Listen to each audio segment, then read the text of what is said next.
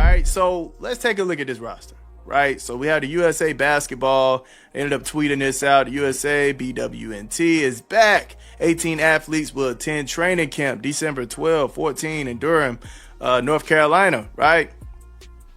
Now, look at this roster, fam. Lauren Betts, Aaliyah Boston, Cameron Brink, Paige Bueckers, Veronica Burden, Sonia Citron, Caitlin, Kalia, Chelsea Gray, Brittany, De'Erica.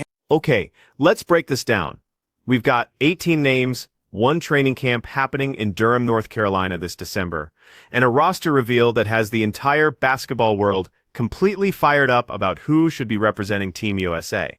See, when USA Basketball released the list for their national team training camp from December 12th to the 14th, they weren't just dropping a list of names. They were making a huge statement about where women's basketball is headed.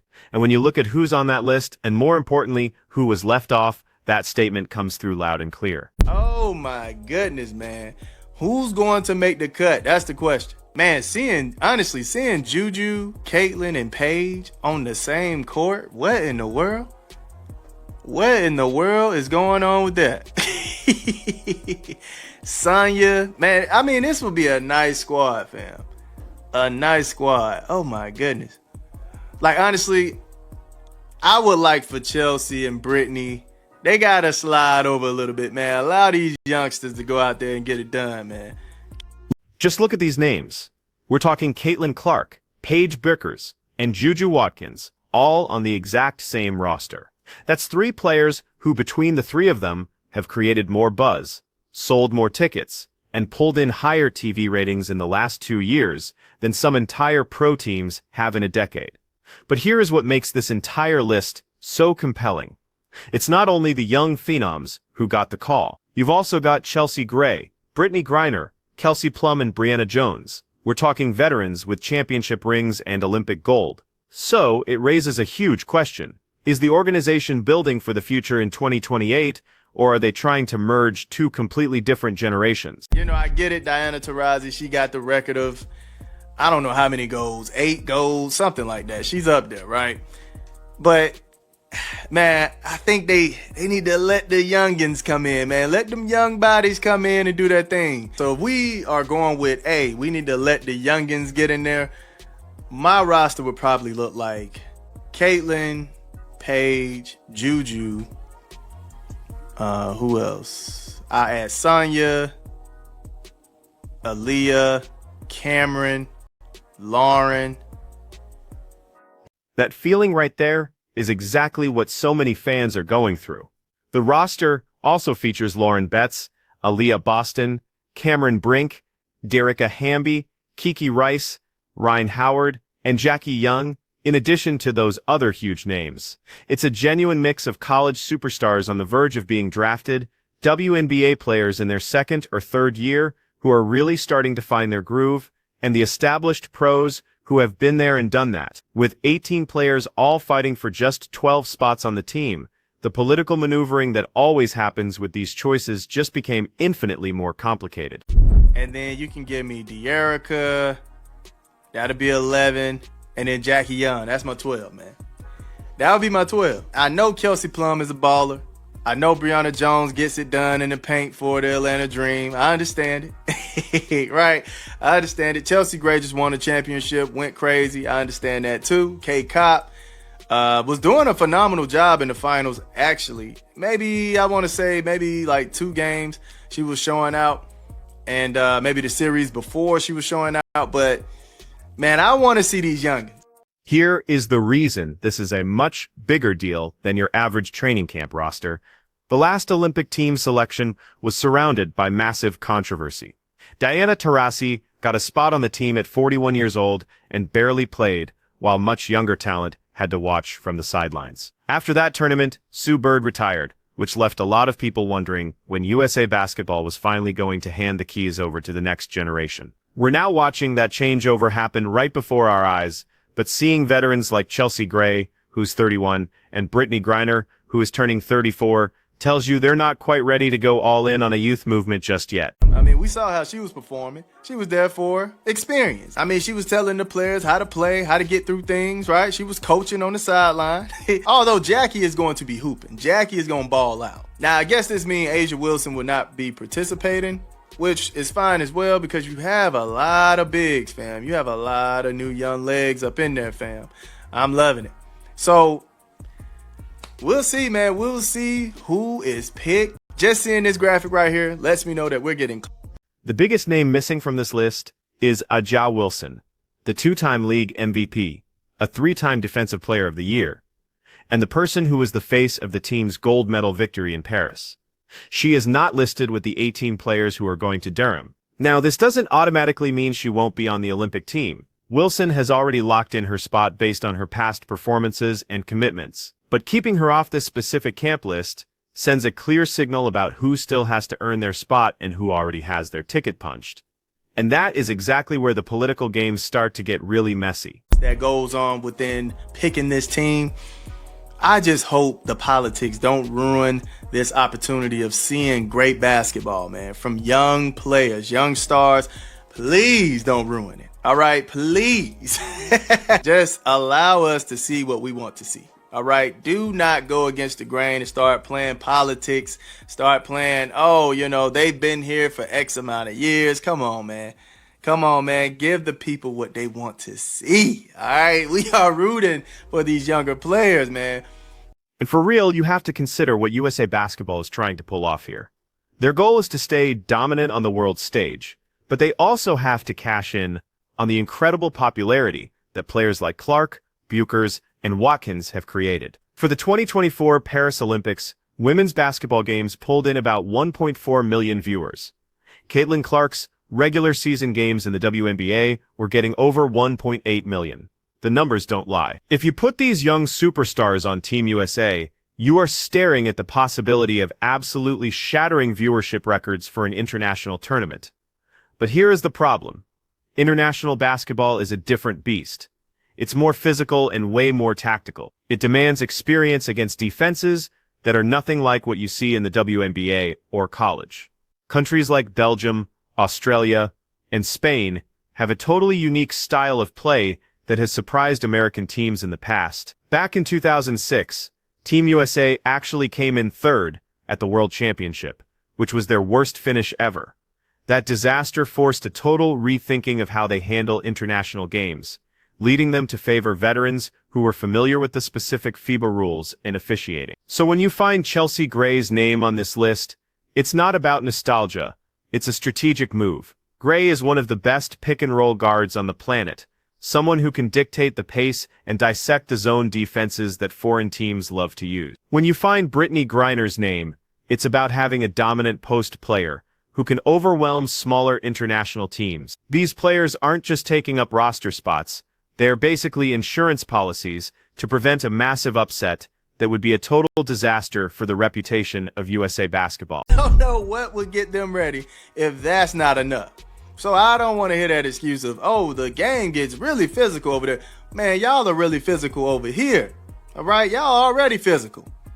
Cameron Brink had a bloody nose, fam. Bloody nose. Come on, man. We already know Caitlin done went through the ringer. Come on, man. We are ready. All right, get these young players in there, baby. Let's go. Now, to kind of wrap up the video, I do want to talk about this move right here, fam. We got Kelsey Mitchell going to Project B. But that whole argument about physicality and needing experience, it's starting to sound pretty hollow to the fans who saw what Caitlin Clark went through in her rookie year. She got hit with flagrant fouls, was hip-checked into the scorer's table, and had defenders grabbing her jersey on almost every single play, and she still managed to put up 19.2 points and 8.4 assists a game. Paige Bueckers came back from tearing her ACL twice to completely dominate the college game. JuJu Watkins is coming off her freshman year at USC, where she put up 27.1 points a game, which was second best in the entire country. These are not some fragile prospects that need to be sheltered. They are battle-hardened athletes who have already shown they can take a punch and keep on fighting. Are they panicking? How do they feel about this? Right? How do they feel about this? It always goes back to me thinking about that message that Breanna Stewart had about two-faced people. Was she shooting that shot at somebody she know, right? Was she shooting that at NECA? Was she shooting that at the people who are signing to Project B? Who was she shooting that message to? That'd be my biggest question. But Kelsey Mitchell signing to Project B, man. I just wonder, who are the other players? Now, we know they're going to get 66 players. And this is the part where the business angle of the whole situation becomes something you just can't look past. USA Basketball isn't only in the business of winning gold medals. They're also trying to expand the sport's reach. They want to land bigger sponsorship deals, negotiate for more money from TV networks, and generate more global buzz for women's hoops. The way you do that is by putting your most famous and marketable athletes on the world's biggest stage. Caitlin Clark has 3.2 million followers on Instagram. Paige Bueckers has 1.4 million. Chelsea Gray, by comparison, has under 180,000. The difference in their cultural reach is not even in the same ballpark. So if you're in charge at USA Basketball, you're looking at this decision as something that goes way beyond just X's and O's. But hey, y'all let me know how y'all feel about the USA roster. How do y'all feel about Kelsey Mitchell leaving Unrivaled, joining Project B next year? Man, it's a lot going on, man. I am very, very interested in seeing what y'all have to say about these things right here. Let me know in the comment section, man. I love y'all. Y'all keep it smooth. So let's really dig into what this roster choice says about certain players and where their careers are headed.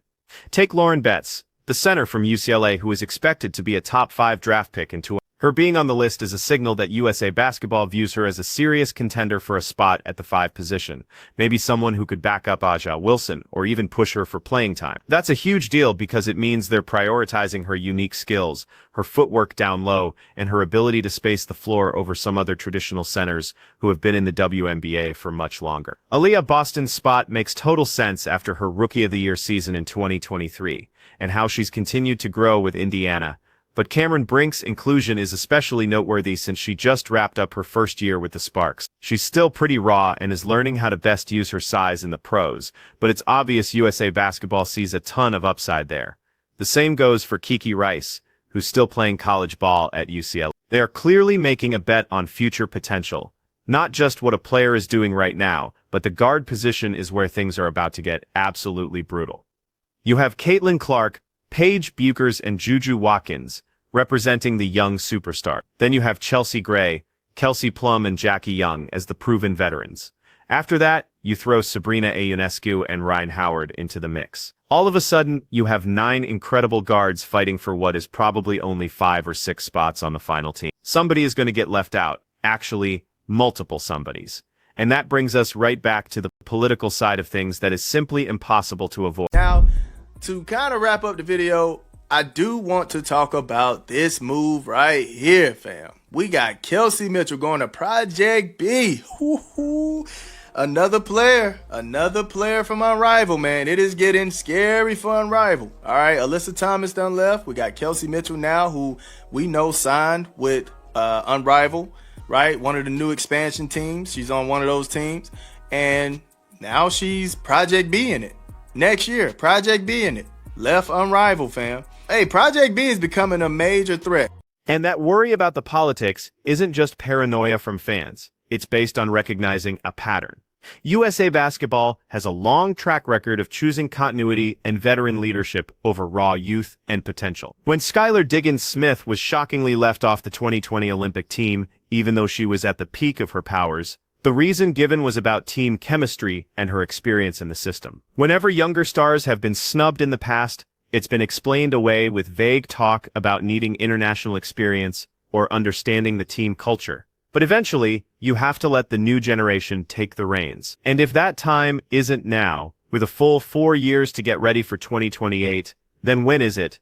You can see a clear difference when you look at the men's program. When the men's national team had to rebuild after terrible showings in 2004 and 2006, they went all in on their young talent. They built the new team around LeBron James, Carmelo Anthony, Dwyane Wade, and Chris Paul, even though legends like Reggie Miller and Gary Payton were still playing. That decision paid off big time, with gold medals and a restored reputation. The women's program has always been more cautious, much more inclined to stick with what they know works, even as the talent gap between the veterans and the young guns has gotten smaller and smaller. But this new roster might just be a sign that they're finally willing to take that chance. Getting Caitlin Clark, Paige Bueckers, and JuJu Watkins all in the same camp isn't just for evaluation. It's about creating chemistry between the players who are set to be the icons of USA basketball for the next decade. It's about letting them get used to international rules, FIBA officiating, and the different pacing and spacing of the global game. And it's also about sending a message to the rest of the world that American women's basketball isn't just dominant, it's getting younger, quicker, and a whole lot more exciting. The biggest unknown in all this is how these players will perform for their own teams between now and the actual Olympic qualifying tournaments. Caitlin Clark just had a Rookie of the Year season, but there are still parts of her game she needs to work on, especially on the defensive end. Paige Bueckers hasn't even played a single pro game yet. JuJu Watkins is still in college and can't even enter the WNBA until 20. Their growth over the next 3 years is going to decide if they're just role players for Team USA, or if they become the stars the team is built around. But before we get any deeper into the politics of USA basketball, we have to talk about the other massive story that broke at the same time. Kelsey Mitchell, who is one of the most reliable scorers in WNBA history, and a player everyone thought would be a star in the new unrivaled league, just announced she's signing with Project B instead. And that one move has gigantic consequences for both leagues, for how players move around, and for the entire financial landscape of the women's basketball offseason. Last season with Indiana, Kelsey Mitchell put up 7. She is a natural scorer, a player who can get her own shot anytime and destroy defenses that try to help off of her. She was the perfect kind of established star that Unrivaled wanted, as a centerpiece, a player with a big name and a proven track record who could give their new league instant credibility, and she just walked away to sign with their biggest rival. That's more than just a business move. That's sending a message. It means either Project B gave her an offer she just couldn't turn down, or there was something about Unrivaled's setup, their pay structure, or their long-term plan that she wasn't comfortable with. Let's be clear about what we're talking about here. Unrivaled was launched with a huge amount of hype, with Breanna Stewart and Napheesa Collier, two of the biggest stars in the sport, leading the chart. They were promising 6-figure paychecks,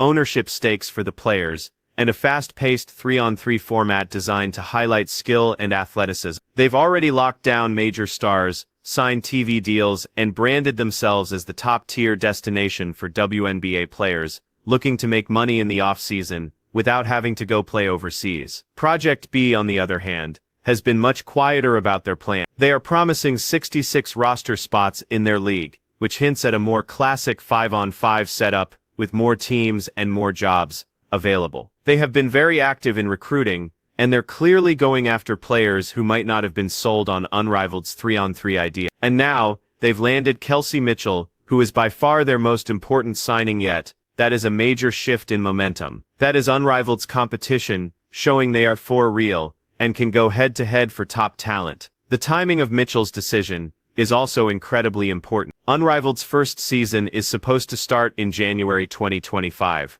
which is just a few months away. They've been putting together their rosters, locking in their broadcast deals, and creating a lot of buzz for their big debut. And then, right in the middle of all that hype, one of their presumed stars announces she's signing somewhere else. That's not just losing a player, that's losing control of the story. Because now, every other player who is considering their options knows that Unrivaled is no longer the only choice available. And here's where it gets even more fascinating. Alyssa Thomas, another huge star, also just announced she won't be playing in Unrivaled. So now you have two major players who have publicly decided to go in a different direction. That gives other players the green light to do the same thing.